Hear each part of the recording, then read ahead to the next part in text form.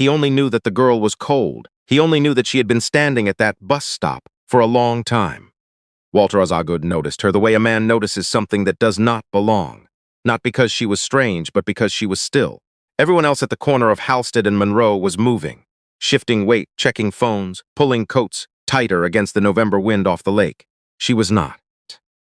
She stood with both arms wrapped around a cardboard box that was too big for her to carry comfortably, the bottom of it already soft from the wet sidewalk, and she was watching the street with the particular patience of someone who had learned not to expect things to come quickly. Walter was 63 years old. He had spent 31 of those years as a senior partner at Osgood & Crane, one of the most respected commercial litigation firms in Chicago. He wore a wool overcoat that cost more than most people's monthly rent. He had a car and a driver and a standing reservation at a restaurant 4 blocks away where the maitre d' knew his name and his preference for the corner table near the window. He was also, on this particular Tuesday afternoon, carrying 4 bags of groceries from the small market on Monroe Street, because his housekeeper had called in sick and his daughter was coming for dinner, and he had decided, for reasons he could not fully explain even to himself, to walk. He liked to walk sometimes. He liked the feeling of the city being regular-sized around him, of being one person among many rather than the name on the letterhead. The bags were heavier than he had anticipated. He stopped at the corner and set 2 of them down and pressed his fingers against his lower back, which had been troubling him since September, and that was when he saw her more clearly.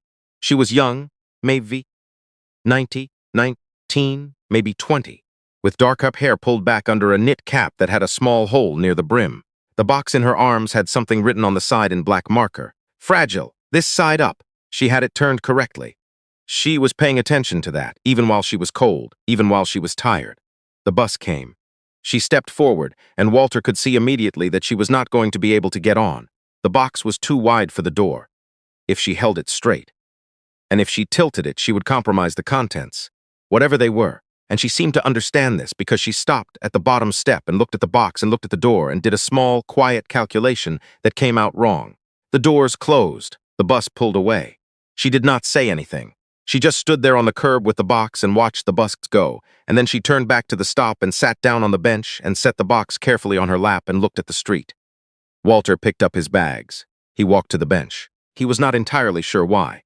He sat down on the other end, which left enough space between them to be respectful, and he set his bags down at his feet and said nothing for a moment because there was nothing yet to say. Then he said, "Is it breakable?" "Whatever's inside."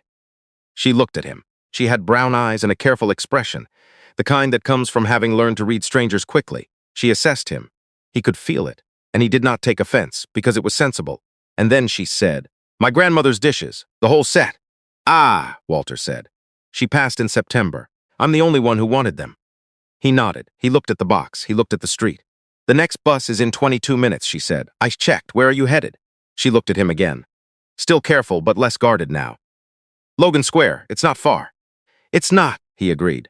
"You ride this line often?" "Every day," she said. "I work at the copy shop on Adams, 2 buses each way." She shifted the box slightly on her lap. "I don't usually have cargo." He almost smiled at that. "Cargo." She said it in a way that was dry without being unkind, and he appreciated that. "What is your name?" he asked. "Audrey," she said. "Audrey Finch, Walter Osgood." He did not offer his hand because her hands were occupied. "Those are your grandmother's dishes?" "Yes." She paused.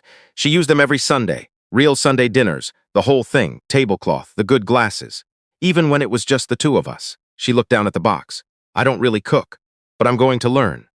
Walter was quiet for a moment. There was something in the way she said it. "I'm going to learn." That was not wistful. It was decided. He recognized that quality. He had built a career on recognizing the difference between people who meant things and people who were simply talking. She meant it. "The next bus," he said slowly, "is going to have the same door problem," she exhaled. "I know. I have a thought, if you're willing to hear it." She looked at him. "My car is parked 2 blocks from here." This was not entirely true. His driver was parked 2 blocks from here, outside the restaurant where Walter had originally intended to have the groceries delivered before changing his mind. "I can have you in Logan Square in 15 minutes. The dishes will be safer in a car than on a bus in any case." She was quiet for long enough that he understood she was thinking it through properly, not just reacting. "You don't know me," she said. "No," he agreed. "And you don't know me. That's a reasonable concern, and I don't want to dismiss it. If you prefer, you can call someone and tell them who you're getting into a car with. Walter Osgood.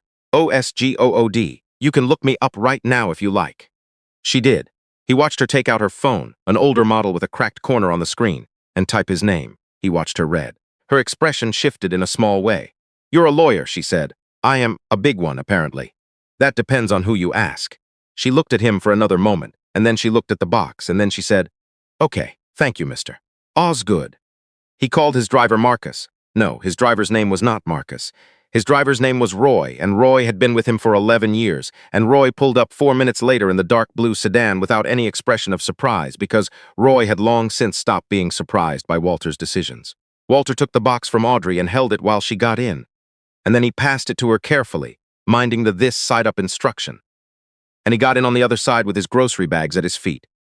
And Roy pulled into traffic without being asked for the destination, because Walter had already texted it. "You didn't have to do this," Audrey said. "I know. I would have figured it out." "I know that too," Walter said. "You were already figuring it out. I just offered a shorter path." She held the box on her lap the way she had on the bench, both arms around it, chin slightly elevated to see over the top. She was watching the city go past the window. She had the posture of someone who did not want to take up too much space. Walter looked at his grocery bags. He thought about his daughter, Melissa, who was coming at 7. He thought about the fact that he had not seen her in 6 weeks, which was longer than usual. He thought about the fact that he did not know how to cook the salmon he had bought and would likely need to look up instructions. "What did your grandmother cook?" he asked. Audrey smiled. It was the first time she had smiled, and it changed the whole character of her face. "Everything. Pot roast on Sundays, always. Cornbread that was never from a box. She was very clear about that. Peach cobbler in summer." She paused. "She made her coffee too strong, and she let it sit on the burner too long, and it tasted terrible, but she drank it every morning like it was the best thing she'd ever had." Walter nodded. He had known people like that. People who found something ordinary and were simply faithful to it. He thought that was a kind of wisdom that was harder than it looked. "She raised you?" he asked. "From when I was 9. Audrey said it plainly, the way people say things that were once hard and have now become simply true. "My mom had a rough stretch." Grandma Finch stepped in. She looked down at the box. She never made it feel like a burden. "I didn't understand until I was older what that cost her." Walter said nothing.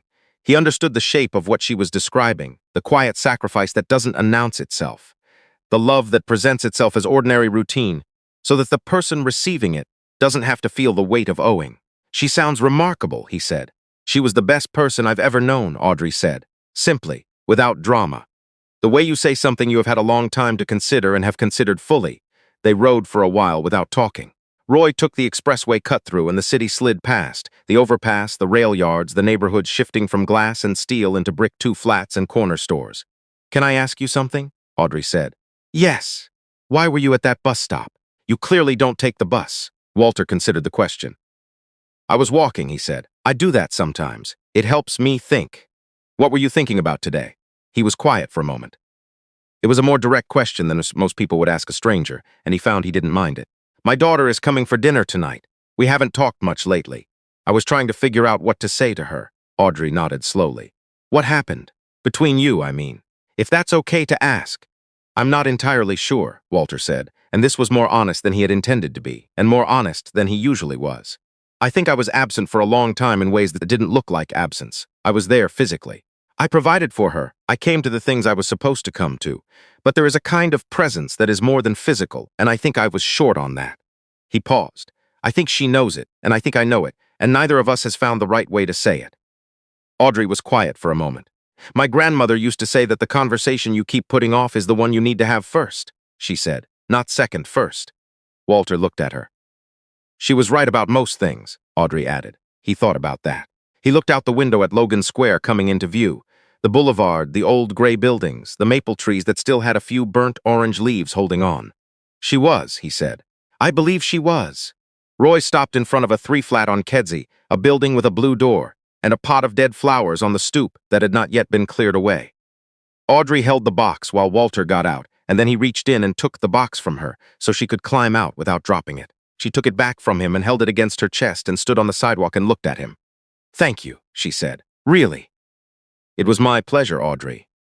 She started toward the door, and then she stopped and turned around. She reached into the pocket of her coat and took out something small and held it out toward him. He looked at it. It was a business card, cream-colored, slightly bent. At one corner, the kind printed at a copy shop. Audrey Finch, Customer Service and Print Solutions, Halsted Copy Center. There was a phone number at the bottom. In case you ever need anything copied, she said. I give a good discount to people who carry grandmother's dishes in the rain. He took the card. I'll keep that in mind.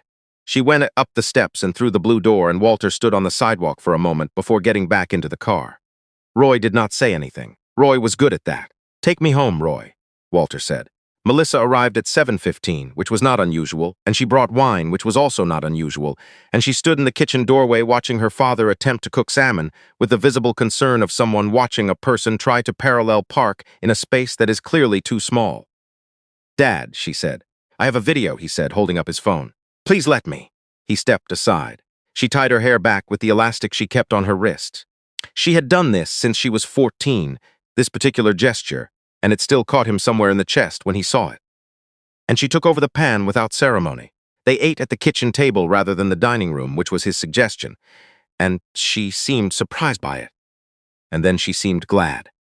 It was over dinner that Walter told her he had been thinking about what she had said to him in August. She had said it quietly, at the end of a phone call that had started as ordinary and become something else.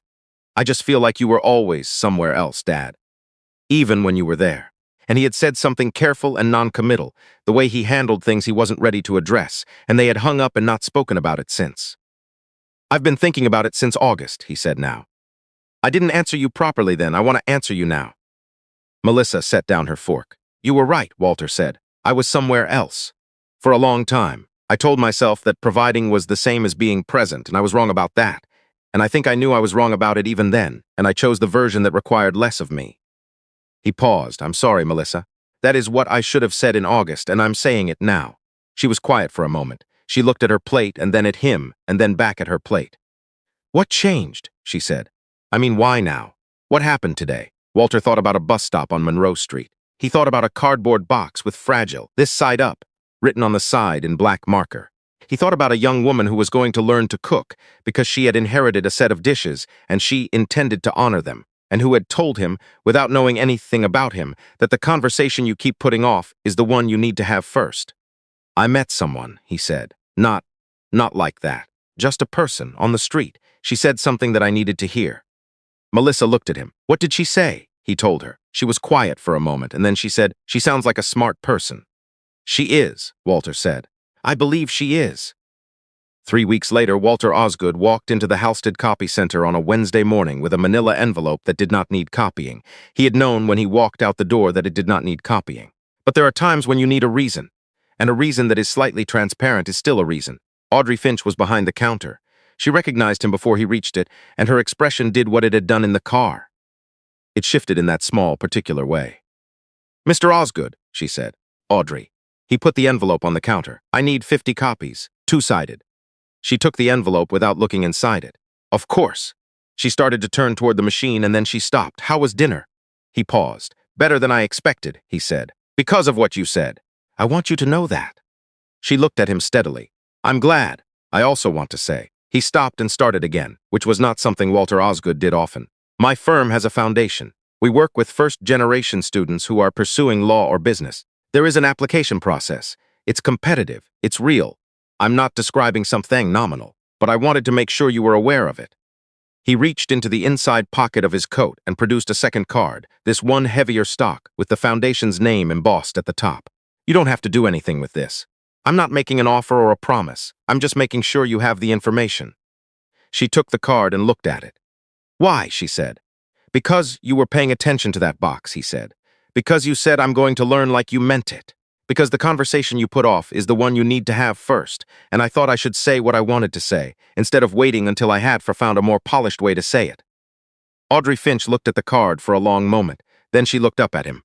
I was pre-law, she said, for 2 years, before I had to stop. Walter nodded once. He did not say I know because he did not know, but he was not surprised. The application opens in January, he said. The deadline is March 15th. Everything you need is on the website. He left the copy shop with 50 copies of a document he had no particular use for, and he walked to the corner of Halsted and Adams and stood there for a moment in the winter air. He was not certain what would happen next. He was not a person who invested much in certainty. What he knew was that a cardboard box had held together in the rain, and a set of dishes had made it safely to Logan Square, and a young woman who carried things carefully was going to have information she had not had before. The rest would depend on Audrey. He thought the rest was in good hands.